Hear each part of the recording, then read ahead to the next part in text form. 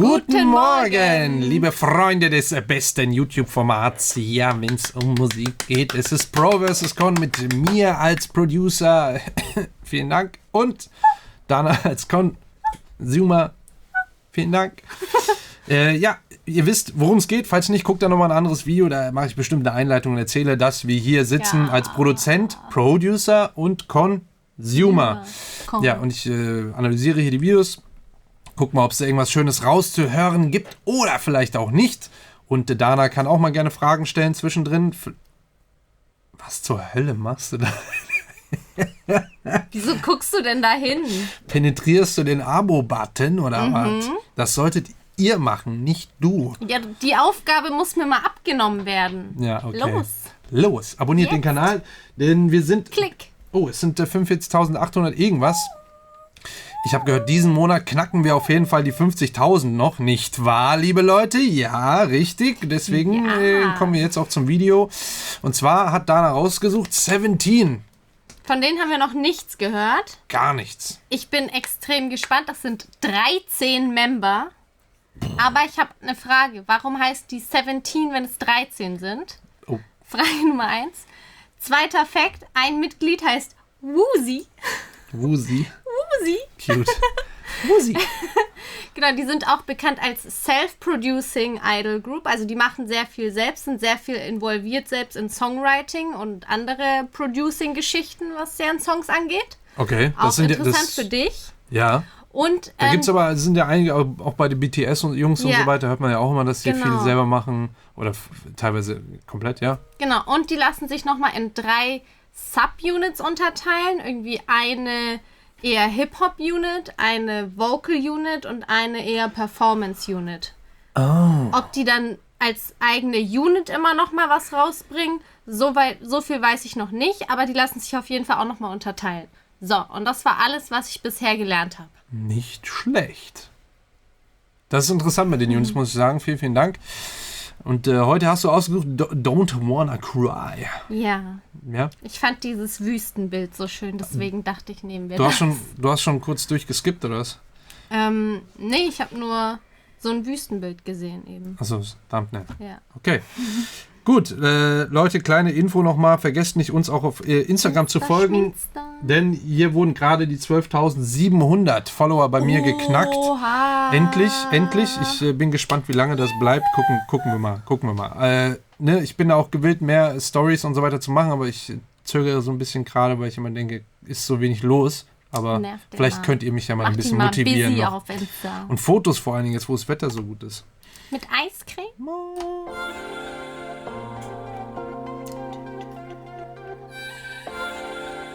Das sind Vocal Chops. Ja? Ja. Also dieses... Ja, und dieses... Nee, das nicht. Das ist ein Instrument. Synthesizer? Ein Synthesizer, ja. Okay. Warte, jetzt geht's ganz hoch. Wow. Und das ist aus diesen... So hoch komme ich gar nicht. Haben die das dann so gechoppt oder geteilt, dass es dann sich so auseinander fuselt und dann irgendwie sich dann aber dann so nochmal so ein Pitch-Glide macht und dann wiederkommt. Also sehr interessant. Hier allein schon an Produktionsarbeit nur das zu machen, sollte man auf jeden Fall benennen, weil es halt, das macht man mal nicht eben so schnell. Und jetzt? Genau. So ein Funkeln ein bisschen. Ja. Und dann aber mit dem Pitch Glide und dann kommt der Ton wieder. Genau. Ja, sehr, sehr krass.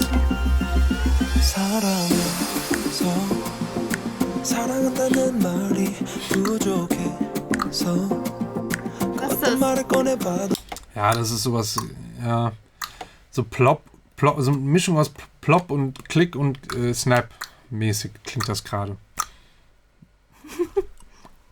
Ja. Fast. Ebenso. Aber auch eine Gitarre, Akustikgitarre drin. Na, hören wir mal ein bisschen rein. Wir sind hier schon viel zu viel am Unterbrechen schon wieder. Da kriege ich immer den ganzen Hate ab. 말을 꺼내봐도 너 하나만 아끼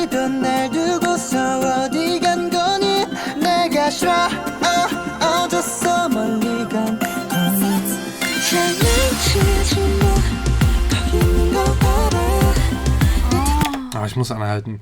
Ich bin schon so am Zögern, aber sonst vergesse ich das nachher zu sagen. Also hier war eigentlich nur eine Stelle, wo ihr schon wirklich mit einer Harmonie gesungen wurde, was dann schon sehr interessant war, aber dann eben dieser Vocal-Chop, es ist aber nicht mehr gechoppt, sondern es ist wirklich eine Gesangslinie, ein Satz, der da wiederholt wird, aber eben genau in dieser Tonlage, so wie wir es vorher hatten und mit dieser Modulation, was sehr, sehr hoch ist. Ja.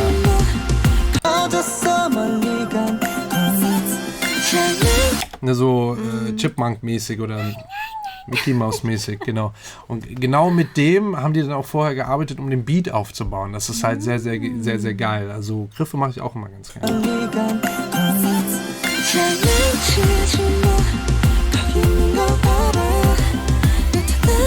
Merkst du, wie die Toms, also die vom Schlagzeug, die kleineren und mittelgroßen Trommeln, Toms, wie die im Panning rechts und links verteilt sind und auch so tung.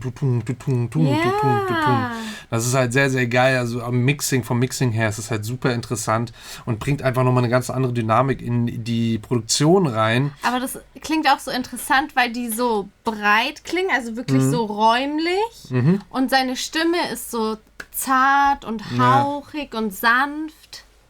Und es ist auch mal eine schöne Variante, so einen Auftakt zu machen, weil es hier sich gerade wahrscheinlich um Auftakt handelt, zur Hook hin. Das ist nicht dieses klassische, nur in der Mitte die Kick, die halt dann tuk, tuk, tuk, tuk, tuk, tuk, tuk, tuk, macht. Ja, und dann irgendwie noch die Snare oder dieselbe Rolle übernimmt. Sondern das eben so ein bisschen, so ein bisschen klassischer aufzubauen, weil man das, in so Bandgeschichten eigentlich immer gerne so gemacht hat. Es hat zwar vom Rhythmus her genau denselben Charakter, wie wenn man das mit der Kick macht, aber es klingt einfach nochmal, nur weil es unterschiedliche Trommeln sind, eben die Toms, und weil die eben im Stereofeld verteilt sind, klingt es einfach nochmal viel interessanter. Sehr, sehr, sehr, sehr genial, finde ich.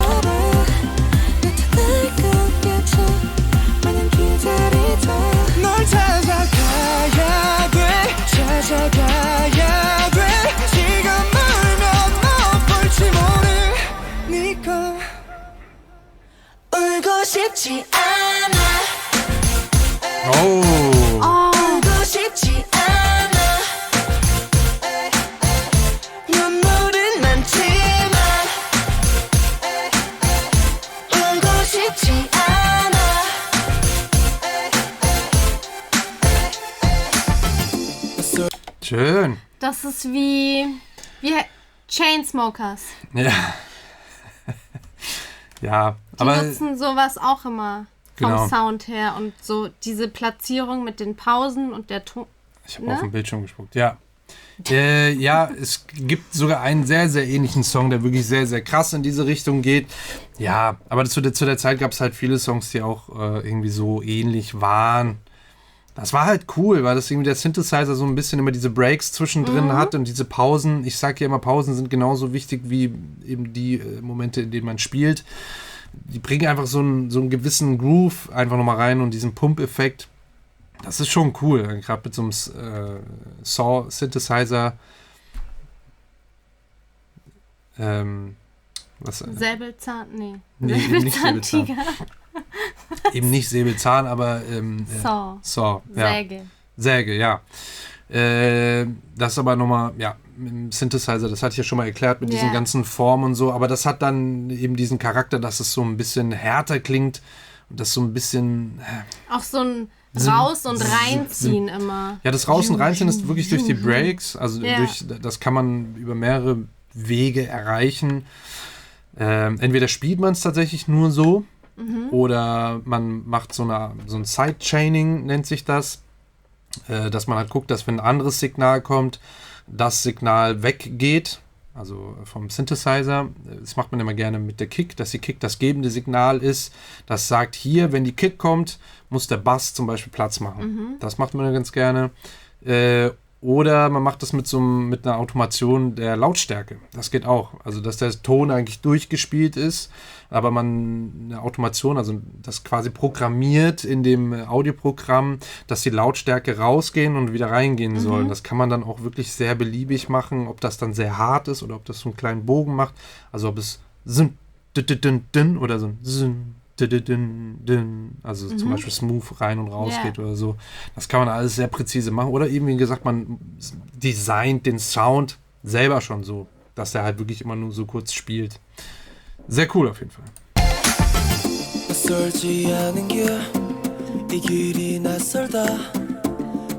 Aber die Akustikgitarre, ne? Also Klavier, es ist kein akustisches Klavier, ich würde sagen, schon ein so synthetisches, so ein VST-Plugin, also aus dem Rechner. Oder vielleicht sogar, da gibt es auch Kombis, dass man akustische mit Synthesized Klavieren kombiniert. Aber die Akustikgitarre. Sinn in dem Sound da. Ja, absolut. Aber hier eben auch die Gitarre, die richtig auf die Seiten haut. Die hört man ja auch sehr deutlich. Aber die ist sehr breit gemischt, die Gitarre.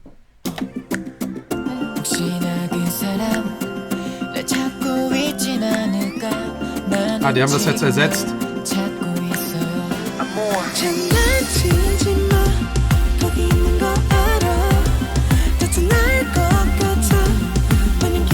Weil die Kick spielt schon vorne vor.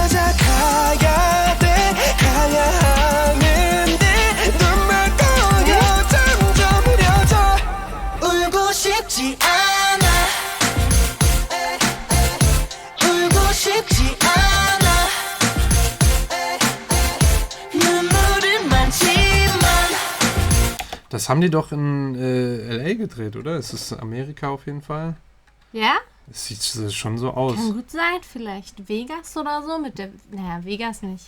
Vegas hier nicht, aber auf jeden Fall da irgendwo in Kalifornien, würde ich mal sagen, weil die dann auch da in diesem Wüstenartigen sind. Ja, aber dieser Shot in der Wüste, den finde ich richtig sehr, schön. Sehr geil, voll geil. Auch die ganzen Jungs, wie dann da stehen in der Masse und so tanzen in der Choreo, das ist schon geil.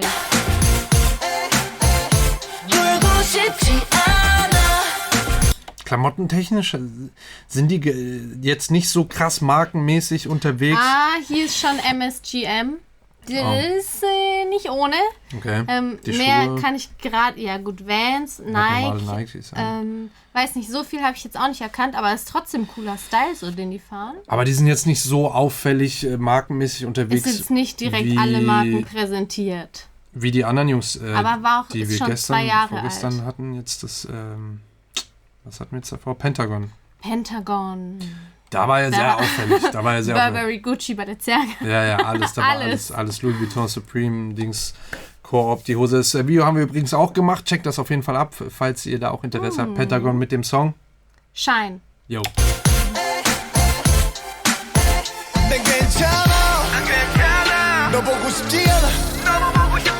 Wir sind in der Halftime rein.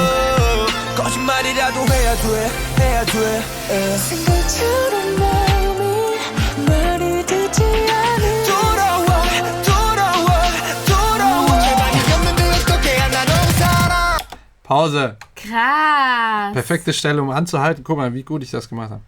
Voll. Ja. Danke. Wenigstens eine Sache kann er.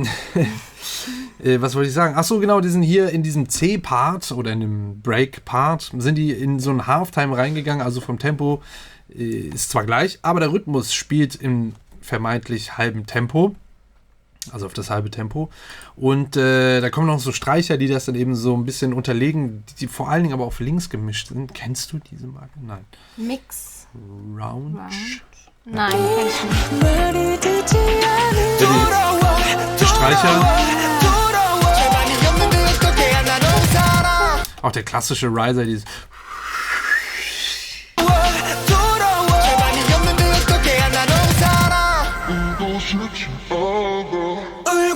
Das ist genau das, was er jetzt singt, nur vorher schon gesetzt und dann eben um eine Oktave tiefer gesetzt. Sehr viel Reverb drauf, Delay und vielleicht so ein bisschen die Höhen auf jeden Fall noch raus EQ'd.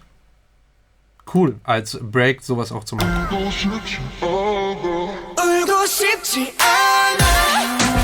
Geil.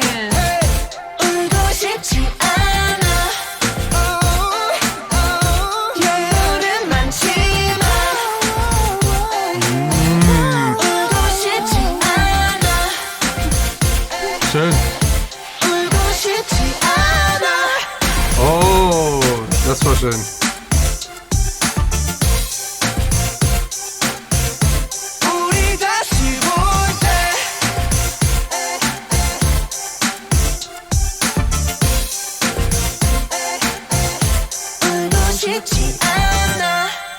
Da war diese tiefe Stimme wieder drin. Ja, und die hohe. Ja. Cool, ja, lässige Geil. Nummer. Nicht schlecht. Find ich richtig gut. Nicht schlecht. Ist, man merkt, dass ist von der Qualität des Videos, die Locations, den Klamotten und der Produktion, muss man sagen, dass man merkt aber, dass sie nicht auf dem überkrass Hardcore-Superstar-Level sind, wie manche andere. Aber ja, unverdient. Weil das, was sie machen und so wie der Song aufgebaut ist, wie die Produktion klingt, man hätte das vielleicht ein bisschen noch mehr aufbauschen können. Das ist aber dann wirklich Geschmackssache, und weil vom Sound ist alles top. Ist nur die Hook, finde ich, ist so ein bisschen, gerade beim zweiten oder dritten Mal, ja, es ist dann nicht mehr so, vielleicht hat man es jetzt mittlerweile, es ist halt auch ein älterer Song, vielleicht hat man es auch zu oft gehört. Aber es ist so an sich echt eine coole Nummer. Krass, also ich bin gespannt. Das sind wirklich alle 13 Member. Hast du durchgezählt? Ja, das sind keine Tänzer, das ist die gesamte Gruppe. Ja, das hast du ja schon gesagt, dass es 13 sind. Sehr, sehr geil. Ich bin auf jeden Fall gespannt. Wir werden noch mal ein paar aktuellere Songs von denen abchecken, wie die sich entwickelt haben jetzt dann auch und wie die anderen Nummer von denen sind, weil wie gesagt, das ist die erste und wir wollen dann natürlich, wenn da mal was gut war, auch weiter gucken und wenn was schlecht war, dann auf jeden Fall. Dann erst recht noch mal gucken, weil man weiß ja nie, was da gerade zu der Zeit aktuell war und ob die das nur deswegen gemacht haben oder vielleicht mal eine schlechte Nummer rauskam. Das hat ja jeder mal. Aber die hier war auf jeden Fall sehr, sehr gut. Hat mir gefallen. Ja. Kann man sich auf jeden Fall anhören. War jetzt auch so relativ gediegen. War jetzt nicht so dieses Überabriss-Ding und wir müssen alles mitnehmen und keine Ahnung was. Nee, war jetzt nicht so. Fand ich ganz gut. So, vielen Dank. Wenn ihr was gelernt habt, dann wisst ihr Bescheid. Lasst auf jeden Fall ein Abo da. Vielen Dank. Und Glöckchen an für den Ehrenmann. That's me, Rahim. Und checkt auch auf jeden Fall Dana ab. Sie ist komplett verlinkt. Unten alles in der Beschreibung könnt ihr abchecken. Sie hat auch einen YouTube-Kanal, macht auch Videos, auch zum Thema K-Pop und Beauty und Fashion und... Alles eigentlich. Ja, eigentlich die zwei Sachen. Fashion und Beauty, aber auch eben manchmal mit der Thematik K-Pop. Ja, ansonsten folgt uns auf Instagram und tschüss, bis zum nächsten Video. Schöne Woche. Ich gehe jetzt Eis essen. Darf ich mit? Nein.